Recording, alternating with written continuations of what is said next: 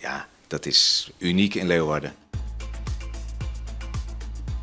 Wij staan hier voor het Centraal Apotheek van Leeuwarden. Ja, het pand is natuurlijk ook iconisch. Het is gebouwd in de Jugendstil-stijl. Iedereen in Friesland die je vraagt, die kent dit gebouw wel. Ik ben hier geboren, het is mijn geboortepand. En de afgelopen 2 jaar woon ik hier nu ook weer in de tweede verdieping.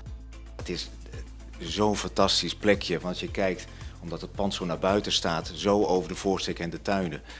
Ja, dat is uniek in Leeuwarden. We staan nu op de zolder van de apotheek. Met nog inderdaad potten van zelfs de voorganger van mijn moeder, van Danzig. Die hier in de jaren 30 apotheker is geworden. Wie staan nou in een hele geheime ruimte?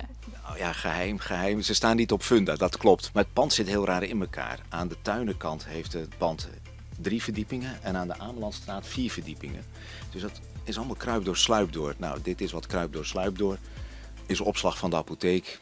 Maar ja, wel een geheime ruimte.